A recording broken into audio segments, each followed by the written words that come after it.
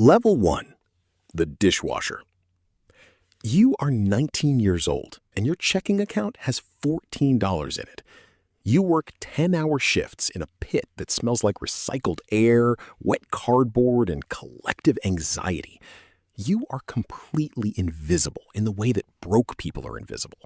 Your hands are perpetually pruned from scalding water and chemical soap, scrubbing the crust off copper pans while watching the real chefs move on the line with a fluid military precision you don't yet understand. You are at the absolute bottom of the food chain. But as you watch the flames roar from the sauté station, a quiet obsession starts to take root. Level 2. The Prep Cook. You've been promoted to the prep station, which means you finally get to touch the food, but the manual labor is punishing. Your hands are a map of minor cuts and chemical burns from cases of hot peppers. You spend 8 hours a day in a damp basement, learning the absolute sanctity of mise en place. Everything in its place. You slice 50 pounds of onions, peel mountain loads of potatoes, and learn the hard way that if your knife skills are even a millimeter off, the sous chef will dump your entire station into the trash and make you start over. Behind and hot corner become your instinctual vocabulary. Level 3. The Line Cook. You work 80 to 90 hours a week, pushing your body to its absolute physical limit. You have perfected the keyboard shortcuts of the kitchen, chopping, searing, and plating in a pure adrenaline-fueled flow state. On a Friday night rush, the ticket machine prints endlessly, screaming at you. Sweat stings your eyes, your forearms are covered in blistered oil burns, and you hear the expediter yelling 2 ribeyes, 1 salmon, 4 minutes all day. You go home after a 14-hour shift smelling like old grease and eat stale cereal straight from the box. Your friends stop inviting you to things because you always say maybe.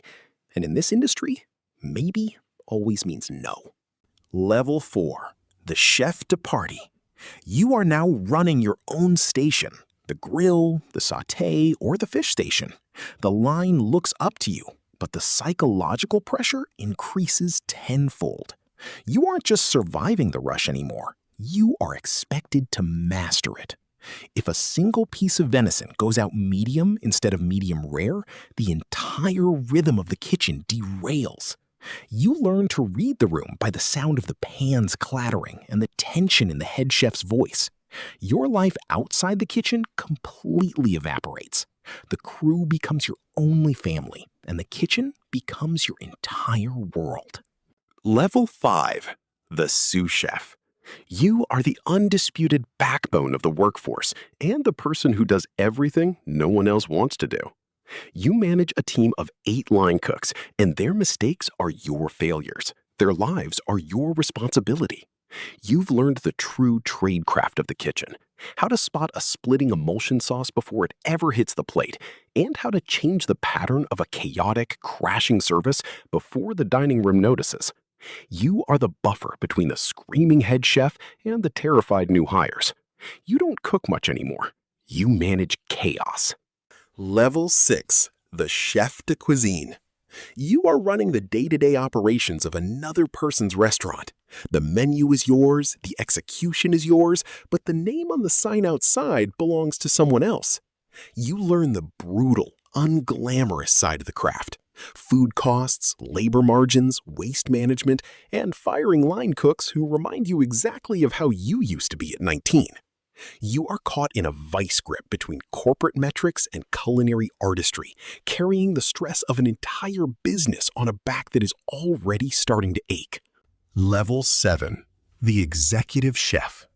You finally open your own place. Your name is on the door and the financial stakes are choking you. You've traded your apron for a clipboard and a profit and loss sheet. Investors are breathing down your neck, and you sleep 4 hours a night, waking up in a cold sweat over a bad review or a late seafood delivery. You realize that culinary talent is only 10% of the equation. The rest is pure survival. You are no longer just a cook. You are a politician, a businessman, and a protector of a brand. Level 8. The Michelin Star Chef. You are a legitimate name now, a rising star in the global culinary industry.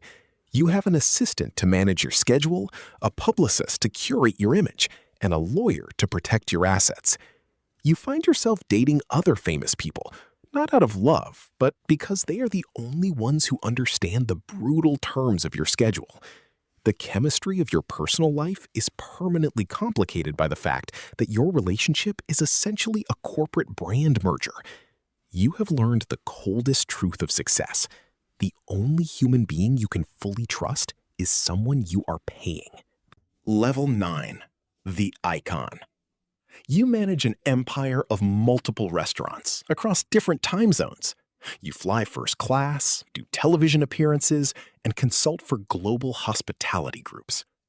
You visit your original kitchen and realize the line cooks look at you like an ancient deity rather than a boss. You stand in the dining room in a spotless white coat, shaking hands with dignitaries, but you feel completely disconnected. You realize you traded the honest, tactile joy of cooking over a hot stove for a corporate penthouse cage. Level 10. The Legend. You are 55 years old, and your body keeps the score of every double shift you ever pulled. You have permanent tinnitus from the low, agonizing roar of the industrial fans, and a right knee that hasn't worked correctly since a violent fall in the walk-in freezer 20 years ago. Your hands are stiff with arthritis, heavily scarred from decades of steel and flame. You sit on your porch and watch the sunrise in complete peace for the first time in 30 years.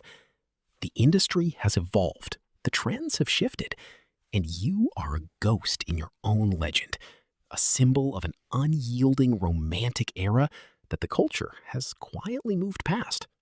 Somewhere right now, a 16-year-old is standing in a greasy kitchen with a cheap knife and a dream he's not sure what to do with. He sees the roaring flame of the line, and he thinks he's looking at a gift.